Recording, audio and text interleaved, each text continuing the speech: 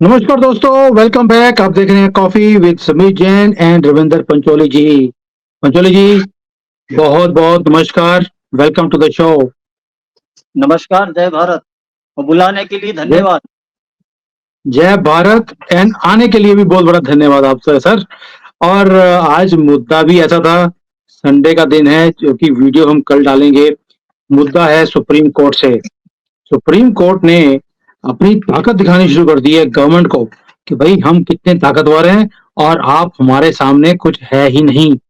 और क्या आपको लगता नहीं है कि जो भारत के लोग हैं वो ऑलरेडी इनसे इतने ज्यादा तंग हैं, इनकी जजमेंट्स का ये हालत है कि हमारी जो रैंकिंग है वर्ल्ड में वो इतनी नीचे है, इन्हीं गद्दारों के कारण। सुप्रीम कोर्ट के जजेस हों या हाई कोर्ट के जजेस हों, ये अपनी ताकत को दिखाने भी तो लगे आज की डेट में, सरकार को भी और देश को भी। देखिए, अभी पिछले 3 दिनों में सुप्रीम कोर्ट ने कुछ ऐसे जजमेंट दिए हैं और हमारे सीजेआई चंद्रचूड़ जी ने कुछ ऐसी बातें कही हैं जो वो अपनी लक्ष्मण रेखा को लांघ रहे हैं। हमारे संविधान में तीनों स्तंभों के लिए लाइन खींची गई है कि एक दूसरे को ओवरलैप ना करें, दूसरे के क्षेत्र में हस्तक्षेप ना करें। पर अभी जब से जस्टिस चंद्रचूड़ बने हैं या इसके पहले भी वो जो जस्टिस थे, उन्होंने क्या अननेसेसरीली हस्तक्षेप करना, केंद्र सरकार की बिना बात के आलोचना करना, अपराधियों को जमानत दे देना और आपका अपना जो अटॉर्नी जनरल है उनको हड़काना, ये सब मतलब के लाइमलाइट में आने के लिए हेडलाइंस कवर करें। आज भी हेडलाइंस सीजीआई ने कवर करी है कि विधायिका के फैसले मतलब विधायिका जो है सुप्रीम कोर्ट के फैसले को सीधे खारिज नहीं कर सकती है। तो ये हाँ, माननीय ने उसमें भी बोलने से पहले किसी एक मीटिंग में बोला था। तो इन्होंने वो देखा था कि जब संसद से संसद में कानून खारिज हुआ था, तीन जो आपका इंदौर की महिला थी, मुस्लिम नाम याद नहीं आ रहा है मुझे, शाहबानो बानो। शाहबानो केस में सुप्रीम कोर्ट ने जो डिसीजन दिया था उसके फेवर में, राजीव गांधी ने उसको तत्काल संसद में पूरा खारिज करवा के कर दिया था। तब किसी चीफ जस्टिस की, किसी जज की आवाज नहीं निकली। इंदिरा गांधी को जस्टिस जगदीश चंद्र खुराना ने, जेसी खुराना ने कन्विक्ट किया था चुनाव में गड़बड़ी के लिए। तो उन जस्टिस के बेचारे की क्या हाल करें, तब किसी जज ने हम्म, आवाज नहीं उठाई, सारे चुप हम्म, है। इमरजेंसी लगी, तब सब सुप्रीम कोर्ट के जज बिल्कुल पालतू कुकुर की तरह पाँव में लौटने लगे उनके। जहां इंदिरा गांधी जाती थी तो वो चारों टांगे ऊपर करके पूंछ हिलाना शुरू कर देते के साथ, माई बाप है। तब कहाँ गए हाँ, थे ये सब? तब इनको ख्याल नहीं आया कि भाई ये हमारे जो डिसीजन है उसको ये सीधे खारिज नहीं कर सकते। जस्टिस चंद्रचूड़ एक बार संविधान फिर से पढ़ लें, बहुत लिबरल है। और वो कहते हैं हम सामाजिक तो उसके विचारों की परवाह नहीं करते। मतलब आपके जो विचार हैं वो आप पूरे हिंदुस्तान पे थोपना चाहते हो। आप लिबरल हैं, आप सेम सेक्स के फेवर में हैं, आप दुनिया भर की गंदगी के फेवर में हैं, आप वो अपनी सोच पे देते, समाज क्या कहता है आप उसको बिल्कुल परवाह नहीं करते। ये उनका स्टेटमेंट। हम्म, भाई हम तो डूबेंगे सनम, तुमको भी ले डूबेंगे, हम तो बर्बाद हैं और हिंदुस्तान की संस्कृति को भी बर्बाद कर देंगे क्या? हम्म, ये कोई तरीका तो नहीं होता है। अब समय आ गया है कि केंद्र सरकार को, संसद को ये सोचना चाहिए कि इनकी सीमा रेखा कहाँ है, इनको बता दिया जाए। वैसे किरण रिजिजू बहुत सही कानून मंत्री थे, अब पता नहीं उनको क्यों हटा दिया है। और अभी जो कानून मंत्री एकदम ढीले ढक्कन है, उनके मुंह से आवाज ही नहीं निकलती बिल्कुल। इसके पहले रविशंकर थे, रविशंकर खुद सुप्रीम कोर्ट के वकील थे, तो वो जरा जज साहब के खिलाफ नहीं बोल पा सकते थे क्योंकि उन्होंने कहा कभी सरकार नहीं बनी, मैं मंत्री नहीं रहा तो खड़ा तो इन्हीं के सामने होना है। इस हिसाब से hmm. Kiren Rijiju was the best law minister. अब उसको क्यों हटा गया पता नहीं। अब ये अपने जो सीमा रेखा है उसका अतिक्रमण कर रहे हैं बिल्कुल। मतलब इन्होंने एक तरह से जिहाद की तरह शुरू कर दिया है हर डिसीजन पहला जो पे। हाँ। केस है ये बोलते हैं कि रूल बेस्ड सिस्टम होना चाहिए, हम सारे रूल्स को फॉलो करेंगे।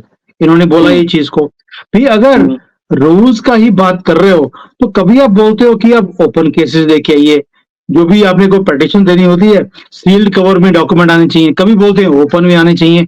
भी रूल कौन डिसाइड करेगा? किसी में आप कुछ और बोलते हैं, किसी में कुछ और बोलते हैं। फिर अगर रूल की बात है तो एक ही रूल रखिए ना। ये तो हो नहीं सकता कि सर दोनों तरफ चले आप। ये क्या है, अपनी सुविधा के हिसाब से, इनकी विचारधारा के हिसाब से, और इनको लगता है कि हम सर्वशक्तिमान हैं, हिंदुस्तान हम चलाएंगे। मतलब they think they are above president of India, they are above prime हुँ, minister of India, they are above parliament of India. आपको 2-3 उदाहरण बताता हूं मैं कि मार्च 2023 में ओआरओपी में जो बैलेंस पेमेंट था, उसके भुगतान के लिए अटॉर्नी जनरल वेंकट रमनी को सरकार ने एक नोट सील कवर में ये कहते हुए दिया था कि मामला सेंसिटिव है, तो इसको हम खुले उसमें नहीं दे सकते हैं आपको। तो जस्टिस चंद्रचूड़ ने सरकार की ऐसी तैसी कर दी और गरियाते हुए कहा था कि we will not take any confidential document or seal covers and I am personally averse to this. There has to be transparency in court, this is about implementing the orders, what can be secrecy here, he said, adding that we wanted to put an end to the sealed cover business. If the Supreme Court follows it, high courts will also follow. The chief justice further called sealed covers completely against central judicial principles. ये मार्च में उन्होंने बोला है। और अभी जो हुआ था कि सुप्रीम कोर्ट ने अनेक मामलों में कई समितियों का गठन करा है और सील्ड रिपोर्ट लेता रहा है। हुँ, आपका किसान आंदोलन में हुआ था, उसकी सील्ड रिपोर्ट थी। अडानी के मामले में सील्ड रिपोर्ट थी। किसान यस। मामले की रिपोर्ट आज तक उन्होंने पब्लिश क्यों नहीं करी भाई? आप क्यों अपने नीचे दाब कर बैठे हैं? आप जब न्याय देने के लिए बैठे हैं, आपने कमेटी गठित करी, कमेटी ने आपको रिपोर्ट दे दिया, उसको करीब-करीब 2 साल होने आ रहे हैं। उसको आप दाब के बैठे हैं और वो सील्ड कवर में आपने माँगी थी। उस कमेटी के एक मेंबर ने विद्रोह भी किया था कि साहब ये इतने दिनों से हमने दी है, अगर इन्होंने नहीं करा तो मैं पब्लिश कर दूँगा, फिर उनका मुँह बंद कर दिया गया। ऐसे ही अभी ये है कि सुप्रीम कोर्ट का एक और अभी मैटर है कि कल संविधान पीठ के को चुनाव आयोग ने निर्देश दिए कि पार्टियों को मिले चंदे का जो 30 सितंबर 2023 तक का है, उसका ब्यौरा पूरा दें वो आपको, हुँ, और सील कवर में अदालत में पेश करें। आप मार्च में बोल रहे हो कि हम ये सील कवर वाली परंपरा खत्म करना चाहते हैं। हुँ। अब ये जो आपका कारपोरेट मतलब ये जो इलेक्टोरल बॉन्ड का मैटर है, उसमें आप क्यों सील कवर में ले रहे हैं? कहीं सर ऐसा यही तो तो नहीं कि बोल रहा कहीं हूँ। से आ गया कि सर ये इसको सील्ड ओपन उसमें मत लेना, हमारा भी नाम है उसमें। भाई भाई चक्कर क्या है, ये दुनिया को भाषण देते हैं कि जस्टिस लोगों को सोशल मीडिया पे लोग गरियाते हैं, तो आपकी गरिमा खत्म करने का काम, अपना सम्मान लोगों की निगाह में गिराने का काम आप खुद कर रहे हैं। आप हुँ, ऐसे स्टेटमेंट्स देते हैं जो भारतीय परंपराओं, भारतीय हमारे जो हिंदू परंपराओं के सख्त खिलाफ हैं, आप उनके उसमें बेंच लेके बैठ जाते हैं। तो ये सर मतलब आप आप क्या सुपर पावर समझ रखा है अपने को क्या? आप हिंदुस्तान के बादशाह हो गए हैं? हैं? दिल्ली इलाही, वाईबी चैतरचूड़। देखिए रोहित जी, कभी बोलते हैं कि भाई डॉक्यूमेंट हम सील्ड कवर में आज से नहीं लेंगे। उसके बाद जो केसेस इनकी अपनी होते हैं सेंसिटिव मैटर इनके हिसाब से वो सील्ड कवर में ले लेंगे। बिल्कुल। हियरिंग जो है हमेशा ओपन हियरिंग होती है। लेकिन अगर कोई हम देखते हैं कि जो ये अशांति पूर्वक जो कम्युनिटी है उनके जी। अगेंस्ट को केस होगा तो उसे ये ओपन में हियरिंग करते ही नहीं। उसे ये हमेशा क्लोज्ड में करते हैं, कैमरे के सामने हियरिंग नहीं करते। दैट मीन्स इनका खुद का कोई ना तो लेवल है, ना इनका कोई स्टैंडर्ड है और ये थोपना चाहते हैं अपनी चीजें पूरे देश के ऊपर। ऐसे कैसे चलेगी न्यायपालिका? सर जी अपनी विचारधारा छोड़ते हैं। पहले इन्होंने कहा कि साहब आप सीधे हमारे पास कैसे आ गए नुपुर शर्मा केस में? हुँ, आपको पहले हाईकोर्ट जाना था। अभी हुँ, राघव चड्ढा के केस में इन्होंने डायरेक्ट एप्लीकेशन स्वीकार कर ली। क्यों भाई? ये दोहरे हुँ। मापदंड किस लिए? लोग आपके क्रेडिबिलिटी पे क्वेश्चन मार्क लगाएंगे, आपकी इंटीग्रिटी पे क्वेश्चन मार्क लगाए थे तो आप बिलबिलाते क्यों? कंटेम्प्ट ऑफ कोर्ट में आप फट से बुला लेते हो किसी को आपके खिलाफ, आप भारत के प्रधानमंत्री के खिलाफ बोलते हैं, आप संसद के खिलाफ बोलते हैं। और राघव चड्ढा का जो केस है सर, उसमें ये हैबिचुअल ऑफेंडर है, ये 6 बार पहले भी माफी मांग चुका है। उस केस में ये कहते हैं कि भाई 3 जजों की बेंच बैठी थी, चंद्रचूड़, पारदीवाला और मनोज मिश्रा। तो इन्होंने कहा कि आप पहले भी माफी मांग चुके हैं, एक बार और उनसे माफी मांग के देखें तो शायद मामला सेटल हो जाएगा। मतलब आप सभापति को आदेश दे रहे हो क्या? आप सभापति से बड़े हो गए, उपराष्ट्रपति से बड़े हो गए हो आप। और उपराष्ट्रपति खुद कानून के ज्ञाता हैं, सुप्रीम कोर्ट के वकील रहे बहुत सीनियर, और उन्होंने राज्यसभा में खुलकर कहा था कि ये हमारे इसमें हस्तक्षेप ना करें, वी आर अबव ऑल। पर चक्कर क्या हो गया है, राज्यसभा में लोकसभा में जो चुन के आने लगे हैं वो गुंडे लुच्चे लफंगे लोग आने लगे हैं। राज्यसभा में तो टोटल आप देखो मैक्सिमम लुच्चे लफंगे टाइप के हैं, संजय सिंह हो गए, राघव चड्ढा हो गए, एक और आपिया पंजाब से जो इसको भेजा है इन्होंने लोकसभा में। तो ये इस तरह के लोग आएंगे तो आप क्या उम्मीद कर सकते हैं? और जजेस का तो कोई क्राइटेरिया नहीं है सिलेक्शन का, सिर्फ एंट्रेंस लेवल पे सिविल जज की उसमें एग्जाम होती है, उसके बाद तो बस माई बाप के हाथ में सब कुछ। भाई सर आपने मुझे बोला राघव चड्ढा का केस, आप तो राघव चड्ढा का केस बोल रहे हैं, ये जो राहुल गांधी का केस था कि भाई इसने यहाँ पर बेशर्मी से चाइना के साथ जो एग्रीमेंट किया, उसका जो केस आया सुप्रीम कोर्ट में लेके गए, कहते मुंह उठा के यहाँ पर आ गए हो, पहले हाई कोर्ट में जाइए। नेशनल सिक्योरिटी का मैटर है, वहां पे उनको बोल रहे हैं कि आप हाई कोर्ट में चले जाइए, आप हमारे पास क्यों आ गए हैं, और अगर इसमें कोई भी चीज नहीं निकली तो हम आपके ऊपर केस करेंगे। जिन्होंने राहुल गांधी जैसे बंदे को क्वेश्चन किया कि आपने एग्रीमेंट कैसे कर लिया, मींस नेशनल सिक्योरिटी का मैटर हाई कोर्ट में जाना चाहिए। लेकिन राघव चड्ढा ने अगर फर्जी साइन करके लोकसभा के अंदर कोई डॉक्यूमेंट पेश किया है तो सुप्रीम कोर्ट ने खुद ले लिया। और ये चंद्रचूड़ ये क्या बोलता है, इसने बोला कि इसमें फर्क क्या पड़ गया, इसमें कौन सी गरिमा का हानि हुई है। भाई राघव चड्ढा कुछ भी करे कोई हानि नहीं, राहुल गांधी कुछ करे कोई हानि नहीं, लेकिन गवर्नमेंट ने कुछ कर दिया, कुछ भी स्टेटमेंट दे दी, जैसे नुपुर शर्मा ने, उसका देखिए आप कैसे उसको लपेट के रखा हुआ 1.5 साल से। सर राघव चड्ढा का जो अपराध है वो क्रिमिनल ऑफेंस के अंतर्गत आता है। मैं आपके सिग्नेचर आपकी परमिशन के बिना करके कहीं एप्लीकेशन दे देता हूं बैंक में, आपके डॉक्यूमेंट्स में साइन करके दे देता हूं, से क्रिमिनल ऑफेंस। और पहले 6 बार माफी मांग चुका है, जो आदतन अपराधी आदमी है, आप उसको इतनी छूट दे रहे हैं। अरे अभी तो एमपी हाई कोर्ट में एक तमाशा और हुआ सर, परसों नरसों हाई कोर्ट जज साहब ने कह दिया कि आप जो कन्विक्टेड है उसको एकदम आप पकड़ के वो मत करें, उसको समझाने का मौका दें कि भाई तूने क्या अपराध किया है। अब आप बताओ सर, आप किसके साथ खड़े हो? अपराधियों के साथ, लुच्चे लफंगों के साथ, देश को लूटने वाले के साथ। और जब जस्टिस अशोक ने बोल दिया था गावड़े ने कि साहब मेरे फैमिली से कांग्रेस में लोग रहे हैं, मैं कांग्रेसी माइंडसेट का आदमी हूं, तो आपने उसको फिर क्यों राहुल गांधी की एप्लीकेशन में बैठाया? उन्होंने उसका माफ कर दिया कि ठीक है साहब, मतलब टेस्ट में ठीक नहीं है, तो आप क्या चखते हो? जो बोलता है कोई एक ऐसा कोई टेस्टर है आपके पास कि आपने लगा लिया कि हाँ ये टेस्ट में अच्छा है कि बुरा है?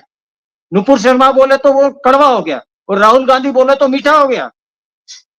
अरे अगर थोड़ी भी नैतिकता इन जजों में बची है तो उस जस्टिस को तो उस बेंच से हटा देना था, जो खुल के कह रहा है कि मेरी फैमिली कांग्रेस की रही है, और उसने फेवर में ही कांग्रेस के डिसीजन दिया। पवन खेड़ा को आप हाथों हाथ वो जमानत दे देते हो साहब। पत्रकारों को अदर गवर्नमेंट्स है, अदर देन बीजेपी गवर्नमेंट, वो उठा उठा के अंदर कर रही है, आप कोई सुनवाई नहीं करते हो, तारीख पे तारीख, तारीख पे तारीख। वो खुद कहते हैं कि नहीं हम इस सिस्टम को खत्म करने वाले हैं। ये सर जब तक ये खुद खत्म नहीं होंगे तब तक ये सिस्टम खत्म नहीं होगा। और मैंने एक और चीज देखी है, जैसे जमाते उल उस्मा के जो जिहाद, जो भी इनकी ऑर्गेनाइजेशन होती हैं, आप कोई भी ले लीजिए, उनके ऊपर कोई भी केस आएगा, सबसे पहले ये सुप्रीम कोर्ट वाले बोलते हैं केस मेरे पास लेकर आओ। क्यों भाई, आपको इतना प्यार क्यों है इस अशांति वालों के साथ, और उन्हीं की फेवर में ये जजमेंट देंगे। इतने कौन से पैसे खा लिया आपने कि भाई आपका पेट ही नहीं भरता। नहीं नहीं, और लालू सरेआम छुट्टे सांड की तरह घूमता फिर रहा है, उसको हेल्थ के बेसिस पे जमानत मिली थी। जस्टिस को दिखता नहीं है, टीवी देखते नहीं है क्या, कि जैसे वो जो आपका सिंबल है सुप्रीम कोर्ट में, आंख पे पट्टी बंधी लगी हुई है, आंख पे पट्टी बांध के बैठते हैं क्या? नहीं सर, आपका जहां पर इन्होंने जजमेंट अपने लोग फेवर के लोगों की करनी होती हैं, वहां पर पट्टी उतार के फेंक देते हैं और जहां पे बांधनी होती है वहां पे परमानेंटली बंधी रहती है। ये चीज है अंधा कानून जो बोलते हैं ना, कानून अंधा होता है, कानून अंधा नहीं होता, ये अंधा कानून है सर। अंधा कानून आपको जमाना चाहिए, बड़े से बड़ा अपराध कर दीजिए, कपिल सिब्बल और अभिषेक मनु सिंघवी को ले आइए, आपके हम्म लिए स्पेशल बेंच बैठ जाएगी और आप छूट जाएंगे। क्यों भैया, ये रिश्ता क्या कहलाता है? आप ये तो मतलब डिफाइन करो ना कि कपिल सिब्बल और अभिषेक मनु सिंघवी ऐसे कौन से सुखात के पर लगे कि वो जो भी केस लेके आते हैं वो उन्हीं के फेवर में जाता है, कन्विक्टेड के फेवर में आप डिसीजन देते हैं। क्यों? ये अगर पब्लिक प्रश्न नहीं पूछेगी तो आप किसके प्रति जवाबदार हैं? आप ना जनता के प्रति अपने आप को जवाबदेह समझते हैं, ना संसद के प्रति आप जवाबदेह समझते हैं। पत्रकार कुछ कर दे तो आप उस पर कंटेम्प्ट ऑफ कोर्ट के 2-2 केस ठोक देते हैं। अजीत भारती जैसे पत्रकार पे 2-2 बार इन्होंने केस ठोक रखे हैं, 2 केस चल रहे हैं उस पे। अभी आपने देखा होगा कि जैसे राघव चड्ढा का आपने मैटर लिया, राघव चड्ढा के मैटर में उसे बोल रहे हैं कि जहां पे आपने 6 बार माफी मांग ली, एक बार और मांग ले बेटा, क्या दिक्कत है, उससे रास्ता निकल जाएगा, तुम्हें बचाएगा। देखिए जो आपका चंद्रचूड़ है, सीजीआई है, वो खुद रास्ता बता रहा है एक कन्विक्टेड रेगुलर ऑफेंडर को कि भी तेरे बचने का रास्ता कैसे निकल सकता है, तू जाके दोबारा से माफी मांग ले और हम तुम्हें यहां से बरी कर देंगे। एक तरफ तो कहते हैं कि भाई एक सीमा रेखा होनी चाहिए जो गवर्नमेंट है उसमें और न्यायपालिका में, दूसरी तरफ ये हर चीज में इंटरफेयर कर रहे हैं, बेशक वो गवर्नमेंट की है, बेशक वो पुलिस की है, बेशक वो किसी भी कम्युनिटी की है, और जो हमारा कल्चर है उसके अंदर भी पूरा इन्होंने इंटरफेरेंस करी हुई है आज की डेट में। भाई जब आप अपनी उल्लंघना करते जा रहे हो, क्या गवर्नमेंट को भी अपनी सीमा को पार नहीं करना चाहिए? गवर्नमेंट को सख्त कदम उठाने की बहुत जरूरत है सर। गवर्नमेंट हम्म के भी मतलब एक ऐसा परसेप्शन बढ़ता जा रहा है कि गवर्नमेंट ढीली है, न्यायपालिका को लेके खास तौर पे बहुत ढीली है। जब तक किरण रिजिजू थे उस समय तक लोगों को लगता था कि नहीं, अब कहीं ना कहीं एक सीमा रेखा खींच दी जाएगी कि आपका कार्य क्षेत्र ये है और हमारा कार्य क्षेत्र ये है। अब तो ऐसा लगता है कि बिल्कुल खुले हो गए वो, हम्म तो रोकने तो वाला सर नहीं। देखिए मतलब जो जिंदगी लोग मेरी सुन रहे हैं आज अपने पगड़ी मेरी वीडियो, और बंटा मेरे बाप का हो गया है। मतलब ये कुछ भी करें इनका हो गया, देखिए एवरीथिंग इज देयर। एक क्वेश्चन हम पब्लिक से पूछते हैं, जो लोग सुन रहे हैं आज, क्या आपको लगता है कि जो हमारी न्यायपालिका है, क्या ये विश्वास के लायक है? क्या आपको ये लगता है कि अगर आप अपने केस को ऐसे चोर चक्के जो जजेस बैठे हुए हैं हमारे आज सुप्रीम कोर्ट में, हाई कोर्ट में, ये सारे कांग्रेस के टाइम पर चुने हुए बिठाए हुए हैं जबरदस्ती, क्या आपको न्याय मिलने की उम्मीद है? क्या आप ट्रस्ट करते हैं इनके ऊपर? क्या अपने केसेस को लेकर जाएंगे, आपको सुनवाई होगी? अगर आप हिंदू हैं तो मैं जो सोचता हूं कि हमें न्याय मिलेगा ही नहीं, 10-10 साल तक उसकी हेयरिंग भी नहीं होती, डेट पे डेट मिलती रहती है, जैसे पंचोली जी ने बोला, लेकिन ये अशांति पूर्वक जो फैलाने वाली कौम है, उसकी हेयरिंग रात को 12 बजे भी कोर्ट खुलाई जाती है, हेयरिंग होती है, और अगर उसमें किसी ने 22 बार चाकू मारकर हत्या भी कर दी किसी लड़की की, उसे बेल मिल जाती है, ये बोलकर कि उसकी मानसिक हालत ठीक नहीं थी। इनकी मानसिक हालत तो बचपन से ठीक नहीं है, तो आप क्या सबको बरी करते रहोगे और इनकी हमें हिम्मत बढ़ाते रहोगे? पंचोली जी क्या नहीं तो बोलेंगे इसके पब्लिक ऊपर को आप? भी ये करना चाहिए कि खुले में हम इनको बढ़िया सुंदर सुंदर गालियों से सुशोभित करें, इनको हार पहनाएं और कहते हैं कि सर मेरी मानसिक हालत ठीक नहीं थी, कहीं सड़क पर मिल जाए तो ऐसा ही करें इनको, जहां पब्लिक प्लेस पे दिखे इनको गरियाएं, और जब पकड़े जाए तो कहते हैं मानसिक हालत ठीक नहीं थी। बस भाई वेरी मानसिक सिंपल। हालत तो खराब होगी आदमी की। आप जिस तरह से अन्याय कर रहे हैं, जिस तरह हत्यारों का, लुटेरों का साथ सुप्रीम कोर्ट दे रही है, जहां से न्याय की उम्मीद है वहां से न्याय की उम्मीद बिल्कुल खत्म हो गई है, तो क्या करेगी पब्लिक? और केंद्र सरकार से खास तौर से हमारा निवेदन है कि हाई कोर्ट जजेस और सुप्रीम कोर्ट जजेस के लिए भी एग्जाम होना चाहिए, कोई क्राइटेरिया होना चाहिए कि ऐसा नहीं होगा कि अंधा बांटे रेवड़ी और फिर अपने को दे। मतलब घूम फिर के अंधा हूं तो घूम घूम के मैं खुद को ही दे लेता हूँ कि ले भाई मैंने दे दी, दिखता तो है नहीं। आप अपनी मर्जी के चाचा भतीजे ताऊ मामा मामी काका काकी सबके बच्चों को भर लें। आप पूरी हिस्ट्री उठा के देख लीजिए, सुप्रीम कोर्ट में सब अंकल हम्म जजेस वाले हैं पूरे। रविंद्र जस्टिस जी, मेहर ने अभी इस समय जो बेंच में है सारे, अभी जो फिलहाल जो मौजूदा सुप्रीम कोर्ट जज हैं, वो आपका सौरभ मेहर का कृपाल, सॉरी, तो जो कृपाल साहब के बनाए हुए लोग हैं मैक्सिमम। अब वो कृपाल तो क्या है, वो तातैया लायक ही है। मैं, आप उनके वीडियो देख लें सोशल मीडिया पे, वो मतलब ये गा रहे हैं, क्या तातैया करके आना हो जादूगर मेरे सैया। वो जादूगर सैया तो बार बार रिकमेंडेशन भेजते हैं और सुनता कोई नहीं है उनकी। ऊपर से वो बिल्कुल मोदी जी बिल्कुल जैसा बिल्कुल। दुष्ट आदमी बैठा हुआ है, क्या करें।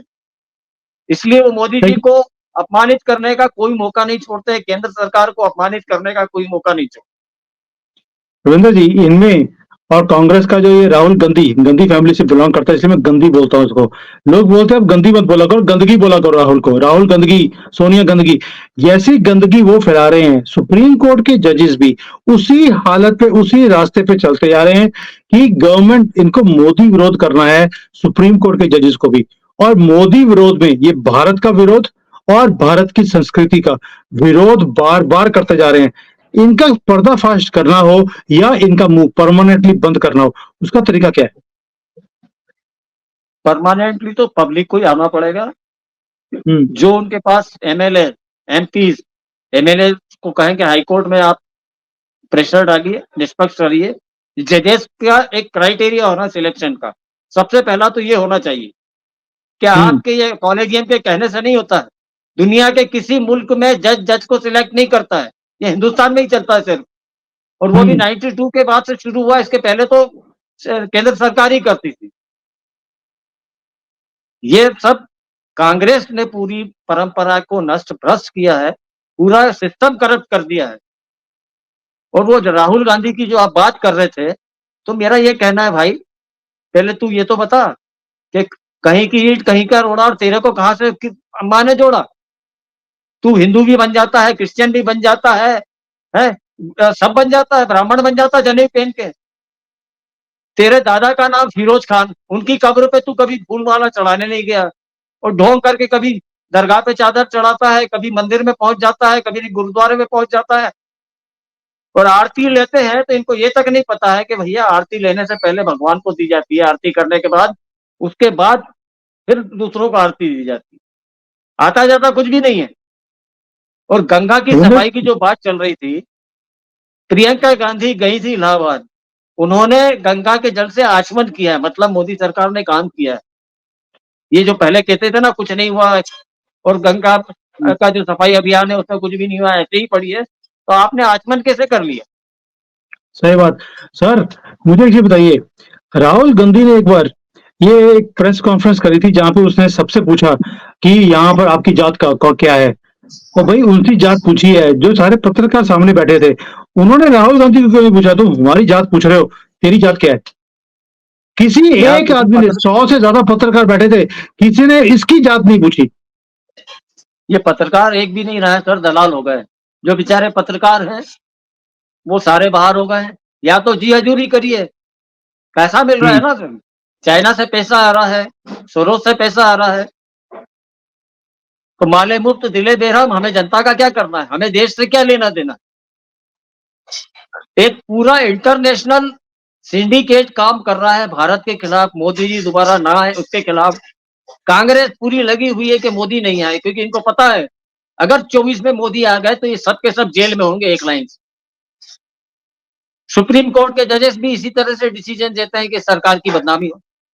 कहीं ना कहीं परसेप्शन ऐसा बने कि साहब ये सरकार बहुत बेकार है। हम्म। किसान ठीक है आंदोलन रविंद्र से जी। लेके, तो अभी कल जो राघव चड्ढा का उन्होंने बोला है, सब में कहीं ना कहीं लिखता है कि बायस्ड है। हम्म। हम्म। देखिए, जब मैं अपने वीलॉग्स में एक बात बोलता हूँ, जब सामने वाले ने शर्म उतार दी, आपने शर्म का चोगा क्यों डाला हुआ है, सेकुलरिज्म का चोगा क्यों डाला हुआ है, आप उखाड़ कर फेंक दीजिए। जब अगला हिंदुओं के खिलाफ जजमेंट दे रहा है, हिंदुओं के खिलाफ बोलता है, हमारी संस्कृति के खिलाफ बोलता है, और जो अशांति फैलाने वाले लोग हैं उन्हें शांति पूर्वक दिखाया जाता है। अगर उन्होंने ये सारा सेकुलरिज्म का चोगा उतार दिया, ये बुरके में जो आते थे हमेशा, आप भी उतार दीजिए।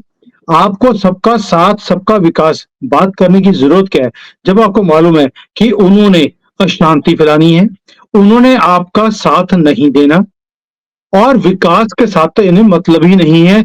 वंदे भारत की ट्रेन पूरे भारत में जाती है, जहाँ-जहाँ से निकलती है उसके ऊपर पत्थर मारते हैं अशांति वाले लोग और बोलते हैं हमें बड़ा मज़ा आता है। क्योंकि ये ए क्लास ट्रेन है, इसके पत्थर मार के हमें ज़्यादा मज़ा आता है। क्यों? क्योंकि उसकी डिस्ट्रक्शन इनको इनको ये दिखता है कि भई व्हाई इज़ इंडिया राइजिंग? इन्हें ना तो तरक्की से मतलब है, ना शांति से रहना है और अब तो ओपनली इन्होंने बोलना शुरू कर दिया कि हम हिंदुओं के गले काटेंगे जिस दिन हमारी सरकार आ गई। हम सिर्फ अपने नंबर्स को इंक्रीज करने में लगे हैं और अपने सरकार की वेट कर रहे हैं।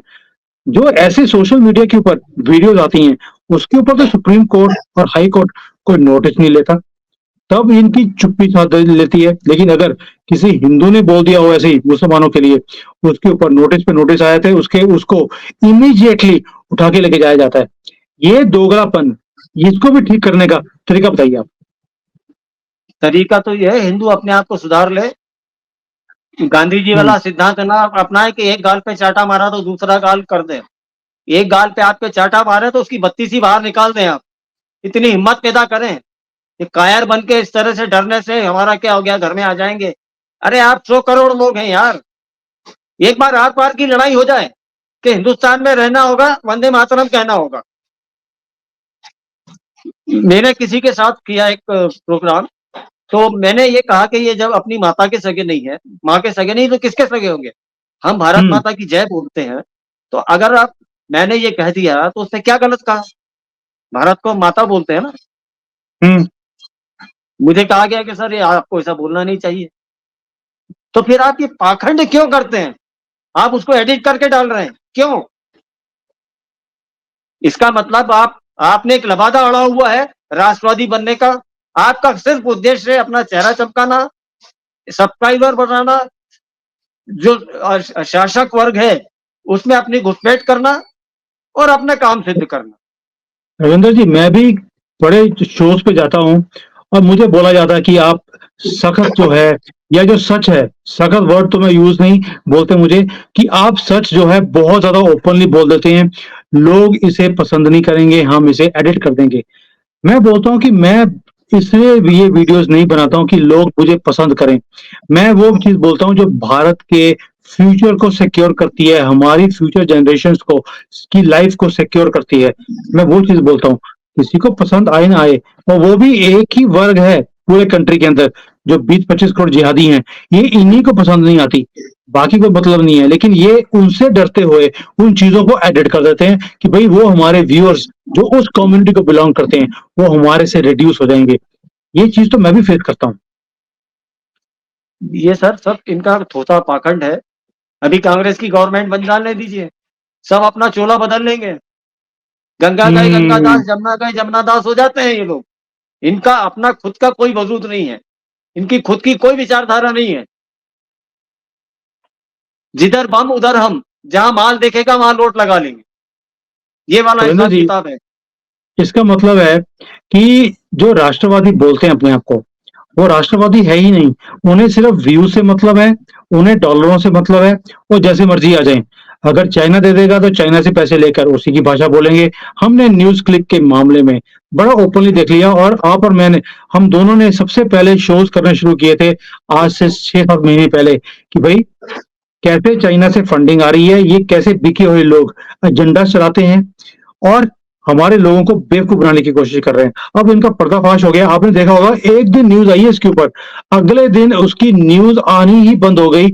हम न्यूज़ क्लिक की बात करते हैं, लेकिन आप किसी भी यूट्यूब चैनल के ऊपर कभी भी न्यूज़ क्लिक की बात नहीं सुनेंगे, चाइना से फंडिंग आई है, उसके बारे में बात नहीं करेंगे। सोच के देखिए, जो राष्ट्रवादी चैनल हैं, अगर उनके ऊपर ये एलिगेशन लगा होता, अब तक कपड़े फाड़ दिए होते इन्होंने उनके और उन्हें जेल भी कर दी होती। बिल्कुल कर दिए थे और जो लोग समझते हैं कि जो हमारे हिंदुस्तान में न्यूज़ चैनल चल रहे हैं, कोई बड़ा राष्ट्रवाद का क्लेम करते हैं, वो सब पाखंडी हैं। उनके लिए राष्ट्रवाद का कोई मतलब नहीं है, अपना धंधा चमकाना है। अभी राष्ट्रवाद बिक रहा है, इसलिए सारे चैनल राष्ट्रवादी हो गए हैं। और आपको देखिए आपने बोला कि मेरे से बोलते हैं, खुला बोलते हैं। भई आप बोलते हो, लोग सुनना चाहते हैं इसलिए आपको बुलाते हैं। उनकी व्यूवरशिप बढ़ती है। व्यूवरशिप बढ़ने से उनके अकाउंट में माता लक्ष्मी की कृपा बढ़ती जाती है। अगर आप इतना खराब बोलते हैं तो क्यों बुलाते हैं? मेरा तो खैर बायकॉट कर दिया लोगों ने कि ये तो बहुत ही खुला बोलते हैं। एक दो रविंद्र ने जी, बुलाया, बाद में हाथ हमें जोड़ लिए। हमें मतलब नहीं है कि लोग क्या सोचते हैं, हमें है कि लोगों को जगाना है, इस देश को बचाना है। अभी वाइंड अप करते हैं थोड़ा-सा आज, क्योंकि ऑलरेडी हमने सुप्रीम कोर्ट की जो ये दोगलापन है, इसे बहुत डिटेल में कवर भी किया। और जैसे आपने बताया कि ये इंटरफेयर करते जा रहे हैं, ये अपनी सीमा को लांघ गए हैं। जैसे पाकिस्तान से वो सीमा हैदर आई थी, अपनी सीमा को लांघ कर 4 जिहादी लेकर आ गई यहाँ पर।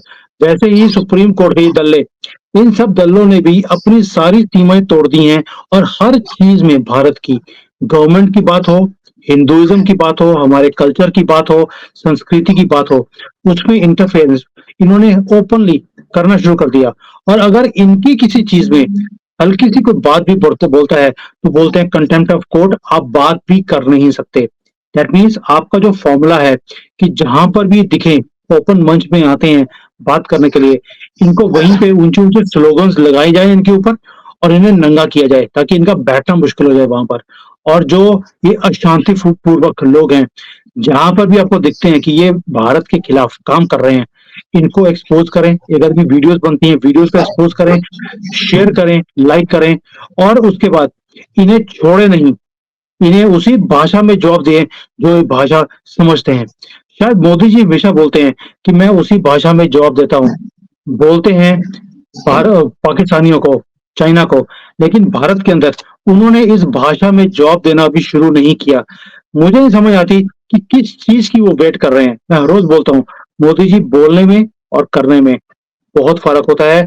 मुझे लगता है अब आपको ये अशांति फैलाने वाली जो कौम है, उसके साथ जैसे इज़राइल कर रहा है और चाइना करता है, ये फ़ॉर्मूला आपको अपनाना पड़ेगा पेस्ट कंट्रोल का, वरना आप देश को नहीं बचा सकते। बड़े ओपनली बोल रहे हैं।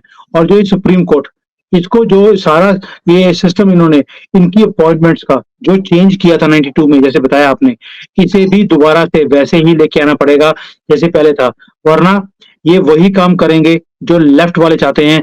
और लेफ्ट वाले चाहते ही नहीं कि किसी भी देश में शांति रहे और तरक्की आए। उनका अपना मैं एजेंडा अपने है जो चलाते हैं और थोपते हैं सबके ऊपर। मैं अपने क्लोजिंग कमेंट में यही कहना चाहूँगा, मेरे फेसबुक पेज पे जैसा मैं बोलता हूँ, वैसा उससे ज़्यादा भयंकर लिखता हूँ। मुझे कई सरकारी अफ़सरों के, आईएएस, आईपीएस के, बैंक कर्मचारियों के फ़ोन आते हैं कि सर आप बहुत खतरनाक लिखते हैं, पर हम इसलिए लाइक नहीं करते कि सरकारी नौकरी में। लोग सुनना पसंद करते हैं, सही बात। आपके जो यूट्यूबर बोलते हैं ना कि आप थोड़ा वो कर दिए, आपको सुनना पसंद करते हैं, इसलिए वो आपको बुलाते हैं। जिसको सुनना पसंद नहीं करेंगे, आप चाइना में बैठे हैं, आप कुछ बोलेंगे तो कुछ होगा नहीं। मैं यहीं बैठा हूँ, मैं बोला हूँगा तो मेरे साथ वो भी लपेटे में आएँगे, इसलिए वो डरते हैं। आप हिंदुस्तान आ जाइए, फिर देखिए आप। रविंद्र जी, जो काम मैं चाइना में बैठकर कर रहा हूँ, किसी माई के लाल में हिम्मत है, करके दिखाए। भाई दूर से भाग जाते हैं, पैंट गीली हो जाती है लोगों की। मैं पंजाबी हूँ, यहाँ से बैठकर भी वीडियोज़ बना रहा हूँ और अपने देश के लोगों को जगाने की कोशिश कर रहा हूँ। भाई आप समझ के देखिए, आप भारत में बैठकर बोल सकते हैं, आपको वहाँ पर फ्रीडम है। यहाँ तो बोलने की फ्रीडम भी नहीं है। ना मैं यूट्यूब चला सकता हूँ, मैं अपनी वीडियोज़ को भी देख नहीं सकता यहाँ बैठकर। क्यों कर रहे हैं हम लोग सारा कुछ? क्या हमको फ़ायदा होने वाला है इसमें? भाई ये सिर्फ कर रहे हैं अपने देश की फ्यूचर को बचाने के लिए। I am not a YouTuber, मेरे को प्रोफेशनल जर्नलिज्म जर्नलिज्म मुझे आती भी नहीं है, उसकी एबीसी भी पता नहीं है। सिर्फ अपने देश के लिए दर्द है, जिसके लिए मैं खुद अपनी लाइफ को रिस्क में डालकर ये वीडियोस बनाता हूँ। लेकिन लोग है कि जागना ही नहीं चाहते। गवर्नमेंट है कि मुझे कई बार ऐसा लगता है शायद गवर्नमेंट भी कहीं ना कहीं कुछ मुद्दों पे सोई हुई है कि 24 के इलेक्शन हो जाएं, उसके बाद करेंगे। और मुझे डर है कि 24 के इलेक्शंस को बचाते बचाते कहीं परमानेंटली देर ना हो जाए। नहीं, ऐसा नहीं होगा। आपको पीएफआई का केस बताता हूँ। जी। पीएफआई का जो नेटवर्क था, बहुत अ, डीप पेनिट्रेटेड था, गाँव-गाँव में फैल गया था। 9 साल तक सर एनआईए ने और बाकी एजेंसीज़ ने मेहनत की है, तब जाके ओवरनाइट खत्म हुआ है। ऐसा नहीं है कि भई गए और मार दिया, हो गया पीएफआई खत्म, ऐसा नहीं हुआ है। तो जैसे खालिस्तानियों का चला था, उसमें भी टाइम लगा था खत्म करने में। ये भी है, थोड़े दिन की और बात है। अब क्या इलेक्शन का टाइम है तो थोड़ा तो सेफ खेलना पड़ेगा। आपको इंटरनेशनल रिलेशंस और कम्युनिटी सब देखना पड़ता है। रविंद्र जी, इजराइल को सारी वर्ल्ड ने बोला कि आप युद्ध बंद कर दीजिए हमास के साथ, और दुनिया कौन होती है बोलने वाली हमास को कि आप युद्ध बंद कर दीजिए? जिसने पेन को सहन किया है उसके पास हक है अपने साथ जिन्होंने उनके साथ गलत काम किया उन्हें सबक सिखाने का। Who is the world? और वर्ल्ड इतना ही जो है अगर साफ सुथरा होता तो जो हमास ने किया है उसे यूनाइटेड नेशंस ने कंडेम तक नहीं किया, उसकी वोटिंग ही नहीं हुई, it was not passed. Hamas को आप सपोर्ट करते हैं और इसराइल के अगेंस्ट हैं, that means why are we listing to them? भाई ये तो किसी के साथ नहीं है, आप चुप करके अपना काम कीजिए। आज पाकिस्तान ने हर अफगानियों को उठाकर धक्के मारकर बाहर निकाला है अपने देश में से, और कोई बोला नहीं। अगर आप रोहिंग्या वालों को, बांग्लादेशियों को बाहर निकालेंगे, पूरे दुनिया में हल्ला होना शुरू हो जाएगा, मोदी जी के अगेंस्ट प्रोटेस्ट होने शुरू हो जाएंगे। परवाह क्यों करते हो? क्या आपको एक वर्ल्ड लीडर बनना है? क्या आपको नोबेल प्राइज चाहिए जिसके लिए आप ये सख्त कदम उठाना ही नहीं चाहते? पाकिस्तान ने, उनके टेम्पररी प्रधानमंत्री ने ये स्टेप उठाया सर, उठा के सारे अफगानियों को वापस भेज दिया, वापस जाओ, आपको यहाँ पे जिहाद करना है आप अपने कंट्री में आके कीजिए। लेकिन भारत की सरकार ऐसे स्टेप्स लेती ही नहीं है जैसे इसराइल ने लिया, चाइना लेता है, आज पाकिस्तान ने भी लेना शुरू कर दिया, हम ही नहीं ले रहे। आपको जनरल ओपी रावत का, स्वर्गीय ओपी रावत का एक स्टेटमेंट याद दिलाना चाहता हूँ कि हम 2.5 मोर्चे पे लड़ रहे हैं, 2.5 मोर्चे हैं। पाकिस्तान, चाइना है, और जो आधा % हिंदुस्तान में घुसे हुए हैं, अपने ही लोग हैं।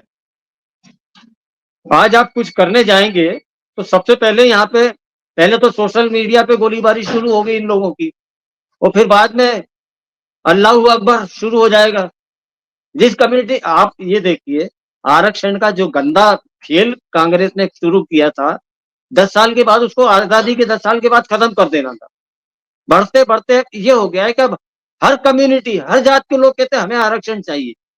अरे तो भाई, जब आप आरक्षण से चुन के लाओगे तो आपको कितने इंटेलिजेंट लोग मिलेंगे? देश से छोड़ के जाएंगे लोग बाहर।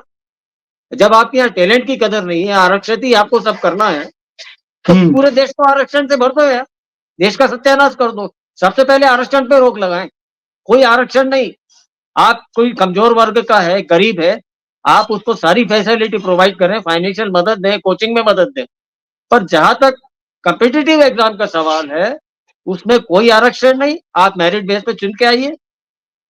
मेरे एक मित्र का लड़का है, उसने मेडिकल के लिए, मेडिकल एंट्रेंस के लिए अपियर हुआ। सर उसके 90 से थोड़े से कम मार्क्स रह गए, उसका सिलेक्शन नहीं हुआ।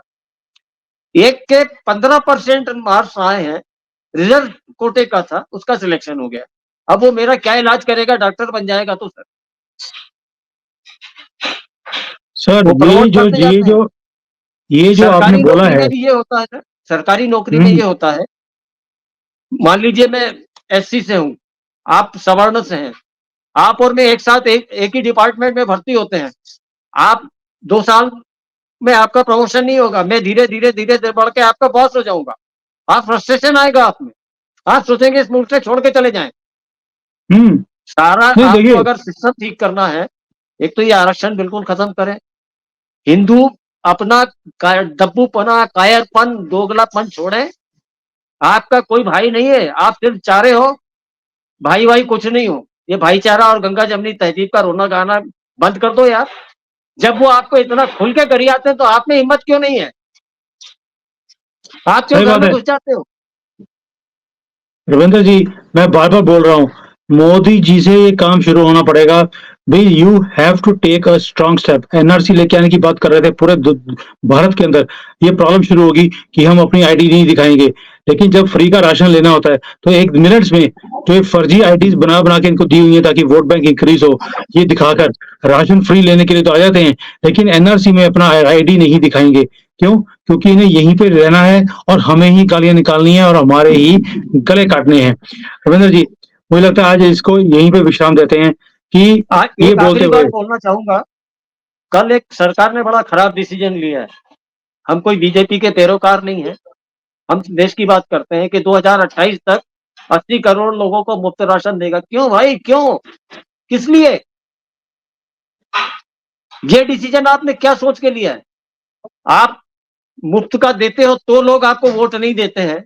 क्यों लोगों की आदतें खराब कर रहे हैं? उनको कामचोर और निकम्मा बना रहे हैं भाई। हम्म। और ये चीजें फ्री में देख देख कर ये सारे बांग्लादेशी और म्यांमार वाले जो ये रोहिंग्या उग्रवादी हैं, ये सारे यहाँ पर आते हैं यार। यहाँ पर फ्री में हमें राशन कार्ड मिल रहा है, फ्री में राशन गवर्नमेंट दे रही है, आईडीज हमारी बन रही हैं, और गवर्नमेंट भी हमें, जो लोकल गवर्नमेंट्स हैं, वो पैसे फेंक फेंक कर इनके ऊपर, इनसे जिहादी वाला काम भी कराते हैं, अपने सारे एजेंडेस भी पूरे करवाती हैं, और देश के खिलाफ भी सारे जो काम कर रहे होते हैं मोदी जी के खिलाफ, वो भी इनसे अंजाम कराती हैं, ताकि अगर कोई मरेगा भी तो ये रोहिंग्या वाले और बांग्लादेशी मरेंगे, हमें किसी को पता लगेगा भी नहीं कौन चला गया कौन नहीं चला गया।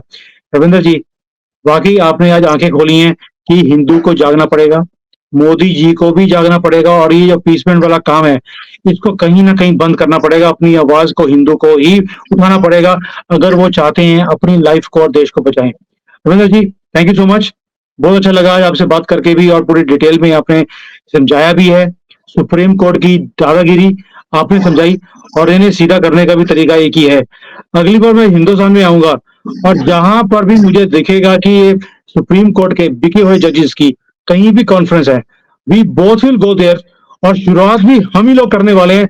वहां खड़े होकर इनके खिलाफ नारेबाजी हम करेंगे, और बाद में सिंपली बोल देंगे हमारी मानसिक हालत ठीक नहीं थी। देखिए, थैंक यू आप वो सर। काम कर रहे हैं कि मैं चला था मंजिले जानिब की ओर, लोग जुड़ते गए और कारवां बनता गया। अकेले चले, कारवां बनेगा।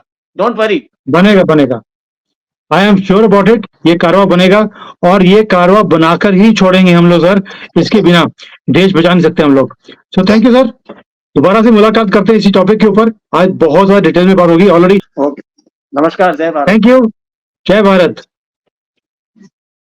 Hi there. If you liked the video, please don't forget to smash the like button, subscribe to our channel, and activate the bell icon so that you receive all notifications whenever we upload a new video. Thanks for watching.